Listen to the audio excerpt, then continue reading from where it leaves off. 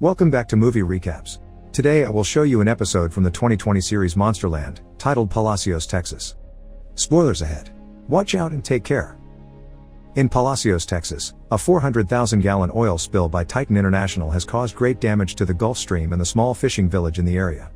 The fishermen are unable to fish anymore because the local fish are now deformed and worthless, and this is destroying their economy since fishing is their central income. Now out of work, many fishermen try to mitigate the spill by waiting out in the boats to try and clean the waters. Former boater Sharko is another victim of this incident. He fell off his boat while cleaning because a plane was pumping dispersant and made him dizzy. This got his face full of chemicals. Now he walks around with an oxygen tank attachment and one of his eyes has gone blind, not to mention the scars covering half of his face. He earned his nickname Sharko because he used to be an excellent fisherman, capable of catching big fish as efficiently as white sharks, but now he can't work anymore because of his disability. In his free time, Sharko picks up animal bodies from the shore that have been killed by the oil and sends them to Titan International's headquarters through slow mail so the package has time to get extra stinky. He also hangs out at the local dive bar where all the fishermen stop by to have a drink. One afternoon, one of the fishermen tells the story of how he once found his boat surrounded by a school of mermaids that attacked him, but nobody believes him even if he has weird scars on his stomach. Sharko stays out of that conversation, but he does speak up when he hears the fishermen will be going out to the sea again. He is sure there won't be any more catches and everyone needs to stop lying to themselves. The so-called cleanup is just a cover-up. Titan International sent some planes that threw some chemicals to make it look like they were helping, but it's silly to expect more from now on. The senator that promised on national radio that they were working on it has his pockets full with Titan International's favors, thus he is speaking lies to look good and sail all the way to the White House. The conversation ends up putting Sharko in an awful mood, so he leaves to sit in his truck to try to calm down. His peace is interrupted by Breezy, who wants to borrow Sharko's boat since he isn't using it anymore. However, Sharko still remembers what happened the last time they tried to work together. Breezy left him waiting for 2 hours and Sharko had to find out on his own that Breezy had been arrested. Sharko refuses to work with him again and drives away as Breezy begins yelling at him with fury. When Sharko gets home, he spends the evening as he usually does, drinking in front of the television. Sometimes he misses the sea so much that he can't sleep, thus he turns on the radio to hear what the other fishermen are doing while sailing. There's a mention of being a beautiful day to be at the sea, and this frustrates Sharko too much to keep listening. Instead, he leaves the house for a while. At the shore, Sharko finds a fish covered in oil and throws it in his truck. When he's about to leave, he hears some screeching from among the rocks and comes closer to check what could possibly be making that noise. It turns out it isn't an animal but a mermaid, who is also caked with oil. Sharko is shocked and a bit scared, so he makes sure things are safe by poking the mermaid a couple of times with a tree branch. Once he confirms she won't move, Sharko wraps her body in tarp and takes her home. It's hard for him to drag both the mermaid and his oxygen tank, but he doesn't give up and manages to get her inside. Then, he fills the tub with ice as he would do to keep fish and puts the mermaid in it while listening again to the radio. The other fishermen have found some catches, but they're all deformed and therefore useless. This makes Sharko look at himself in the mirror and cover his scars with a hand to remember what it was like before he became deformed and useless too.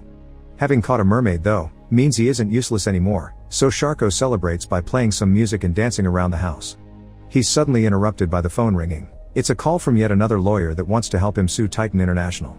Sharko immediately hangs up on them though. He isn't interested in reviving all his trauma for money, and no trial will give him his old life back.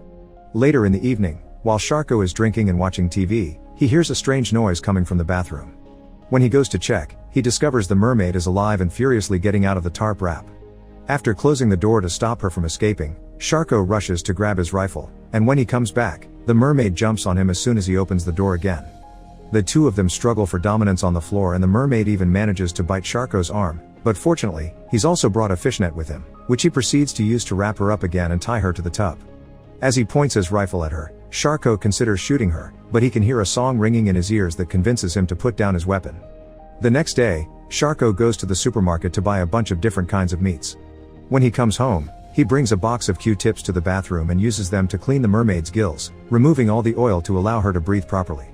Then he offers her the different meats he's brought and the mermaid chooses raw beef, so Sharko feeds it to her after cutting a small hole in the net to free her mouth. When he leaves the bathroom, he promises he'll be back for supper. Later in the evening, while he watches TV, Sharko swears he can hear that song coming from the bathroom again.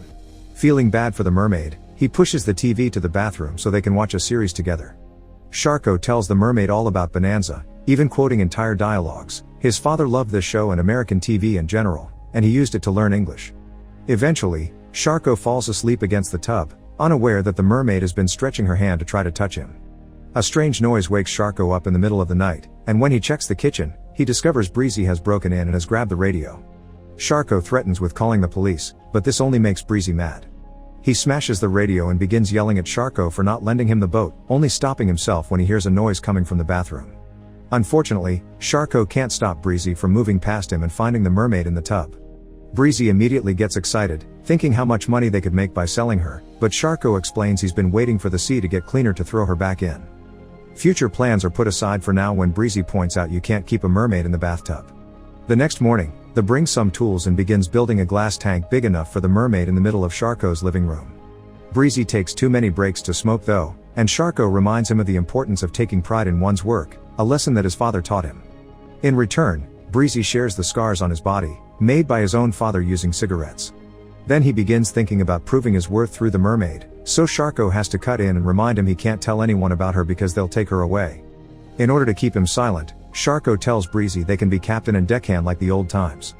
Breezy is skeptical after the last refusal, but Sharko explains he's always been hard on him as a boss because he was treating him like a son, and that was the way he had been taught by his own father. Sharko assures him he cares about him, and Breezy buys it, happy to have a new father figure in his life. Once the work is finished and Breezy is gone, Sharko fills the glass tank with water and throws the mermaid inside, making her very happy to be able to swim again. In the evening, Sharko makes dinner for both of them, trying to keep it romantic with flowers and music because he's become very fond of the mermaid. After tossing her a raw steak, Sharko sits in front of the tank to have his own dinner while telling the mermaid more about his dad. He loved all things American, like Sinatra, and it had been hard to find work in Texas because of racism towards foreigners. When Sharko was a kid, he had to watch his father scare the Klan off their house with a rifle. Life's been hard for Sharko since the accident, and he thinks losing his job is like losing all his father had built for them. While Sharko talks, he keeps hearing a distant song, and images of a strange woman flash in his mind. Suddenly, there's a knock on the door, and Sharko opens it to find the woman from the vision. She comes inside and touches the empty tank, confirming Sharko's suspicions. She's actually the mermaid, and she brings a message for the sea. Everyone is grateful for Sharko's rescues, and for being the only one that understands the terrors of the oil. The mermaid thinks Sharko is pretty much one of them, and to thank him, she touches his face to heal his injuries before kissing him. With newfound vitality, Sharko spends the evening dancing with the mermaid to the sound of Sinatra and getting busy with her on the couch. He also takes off his shirt to show off the muscles that have returned as he tells the mermaid dozens of stories about his old fishing adventures, declaring himself to be the king of the ocean instead of just another immigrant son. When they pause to chat for a while and bond through their experiences, Sharko confesses he used to wish he had drowned when he fell off the boat, but he doesn't want that anymore now that he has someone that loves him.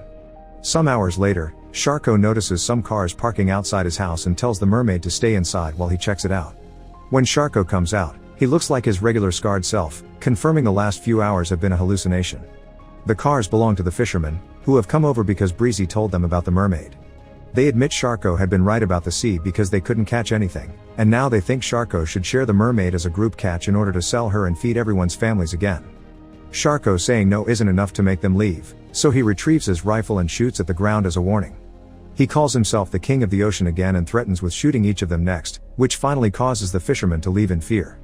Then, Sharko goes back inside, where the mermaid is swimming in her tank, knowing that the hallucination caused by her song is still going and Sharko can hear her supposed worry in his head. Sharko promises nothing will ever keep them apart and invites the mermaid to go out for a dip in the sea.